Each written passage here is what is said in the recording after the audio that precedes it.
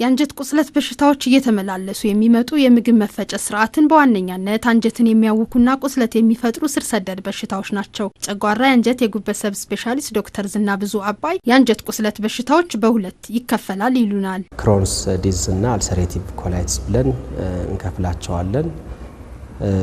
በዋናነትም የሚያጠቁት አንጀትን ነው ማለት ነው። ቀጭኑና በተለይ ክሮንስ የምንለው ቀጭኑና ትልቁን አንጀት የሚያጠቃ በሽታ ነው። አልሰሬቲቭ ኮላይትስ የምንለው ደግሞ የትልቁን አንጀት ላይ ቁስለት የሚፈጥር የበሽታ አይነቶች ናቸው። የአንጀት ቁስለት በከፍተኛ ሁኔታ ስርጭቱ የሚገኘው ያደጉ ሀገራት ላይ ነው። በተለይ በአውሮፓና በአሜሪካ ከ2 ሚሊዮን በላይ የአንጀት ቁስለት ተጠቂዎች አሉ ተብሎ ይታሰባል። በእኛ ሀገርም ስርጭቱ በከፍተኛ ደረጃ እየጨመረ ይገኛል። ሁሉንም የእድሜ ክልል የሚያጠቃ ቢሆንም አብዛኛው የሚከሰተው ከ20 እስከ 40 ዓመት ያሉ ወጣትና ጎልማሳ ሰዎች ላይ ነው። አልሰሬቲቭ ኮላይትስ በዋነኛነት የሚያጠቃው ትልቁን አንጀት ስለሆነ በፊንጢጣ ላይ ደም መታየትና ማስቀመጥ፣ የማስማት፣ ቶሎ የማስኬድ፣ የታችኛውን የሆድ ዕቃ ክፍል ከእምብርት በታች ላይ የህመም ስሜት መሰማት፣ ክብደት መቀነስ ምልክቶቹ ናቸው። የክሮንስ በሽታ ከአፍ ጀምሮ እስከ ፊንጢጣ ድረስ ያለውን የምግብ መፍጫ ስርዓት የሚያጠቃ ነው። በዋነኛነት ደግሞ የቀጭኑንና የትልቁን አንጀት መገኛውን ያጠቃል። ክሮንስ ዲዝ የምንለው ሁሉንም የአንጀት ንብርባር ስለሚያጠቃ ፊስቱላ የምንለውንም የመፍጠር ባህሪ ያለው ማለት ነው እና ፊስቱላ ይፈጥራል። በብዛት ፊስቱላ የሚፈጥረው ፊንጢጣ አካባቢ ላይ ነው። ግን ደግሞ ሌሎች ቦታዎችም ላይ ቀጭኑ አንጀት ከሌላኛው ቀጭኑ አንጀት፣ ቀጭኑ ከአንጀት ከትልቁ አንጀት ጋር እንደዚሁም ደግሞ አንጀትና የፊኛ እነዚህ ላይ ፊስቱላ ይፈጥራል ማለት ነው። ስለዚህ ክሮንስ ዲዚዝ ከአልሰሬቲቭ ኮላይትስ አንደኛው የሚለይበት ፊስቱላ ይፈጥራል ማለት ነው። በቤተሰብ ወይም በዘር የአንጀት ቁስለት ያለበት ሰው ተጋላጭ ነው ይሉናል ዶክተር ዝናብዙ። ከእናት ወይም አባት ያለበት የአንጀት ቁስለት ያለበት ልጅ ከሌላው ሰው ጋር ሲነጻጸር ከ2 እስከ 4 እጥፍ ለአንጀት ቁስለት ተጋላጭ ነው ማለት ነው። ሌላው የአንጀት ቁስለት ተጋላጭ የምንለው የአመጋገባችን ሁኔታ አሁን ያደጉ ሀገራት በሽታ የነበረ በታዳጊዎች ሀገር ላይ በብዛት እየተከሰተ ያለ በሽታ ነው።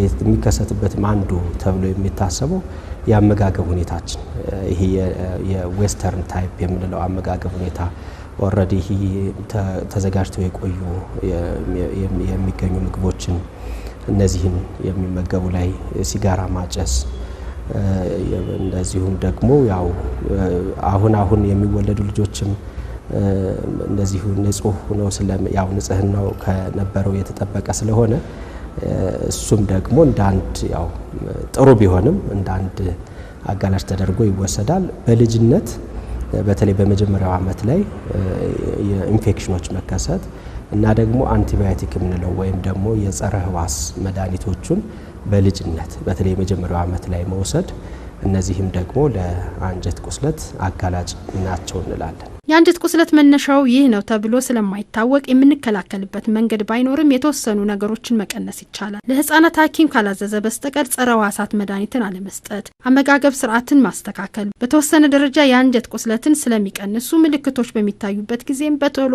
ወደ ጤና ተቋማት መሄድ ያስፈልጋል። ቁስለቱን የሚያድን መድኃኒት የምንሰጠው የፕሬኒሶሎን የምንለውን በእንትናቸው በክብደታቸው መሰረት መጀመሪያ ላይ የምንሰጠው እሱን ነው ማለት ነው። እሱን በምንሰጥበት ጊዜ ብዙ ጊዜ በሳምንት እስከ 2 ሳምንት ባለው የህመሙ ስሜት የመጥፋት ወይም ደግሞ የመቀነስ ሁኔታ ያሳያል። ብዙ ጊዜ ከ2 እስከ 3 ወር ይህን መድኃኒት እንሰጠዋለን። ከዛ ቀጥሎ ቅድም እንዳልኩት ቁስለቱ በዚህ መድኃኒት ቢድንም ሊያገረሽ ስለሚችል እንዳያገረሽ የሚያደርግ መድኃኒት እንጨምራለን ማለት ነው። እንጨምርና ያኛው መድኃኒት ለረጅም ጊዜ ይወስዱታል። ይሄ ለሁለቱም የሚሰራ ነው ማለት ነው። በዚህ ውስጥ ግን ያው የተለያዩ መድኃኒቶች ይኖራሉ ማለት ነውና እነዚህን ነው በብዛት እኛ ሀገር የምንጠቀመው። የአንጀት ቁስለት ህክምና ቁስለቱን የማዳንና ቁስለቱ እንዳያገረሽ የሚሰጥ ህክምና አለው። ቁስለቱን የማዳን ህክምና የተለያዩ መድኃኒቶች እንደ በሽታው ደረጃ ይሰጣል። ፕሮሰስድ የሆኑ ምግቦች በተለይ ኦልሬዲ ተዘጋጅተው የሚመጡ ምግቦችን እነሱን አብዝቶ ባለመመገብ ጤነኛ የሆነ የአመጋገብ ስርዓትን በመከተል ኢንፌክሽኖች እንደ አንድ ቀስቃሽ ናቸው ብለን ስለምናስብ ኢንፌክሽን እንዳያጠቃን በተቻለ መጠን ኢንፌክሽኖቹን መከላከል ለምሳሌ ንጽህናን መጠበቅ የእጅን በሳሙናና በውሃ መታጠብ ያልበሰሉ ምግቦችን አለመመገብ እነዚህን በማድረግ ኢንፌክሽኖችን በተቻለ መጠን መከላከል ያስፈልጋል። ረጅም ዓመት የሚወሰድ ህክምና ነው ማለት ነው። በተለይ ቅድም ያልኩት ሜንቴናንስ ወይም ደግሞ ትሪትመንት ወይም ደግሞ ቁስለቱ እንዳያገርሽ የምንሰጠው መድኃኒት ረጅም ጊዜ የሚሰጥ መድኃኒት ነው ማለት ነው።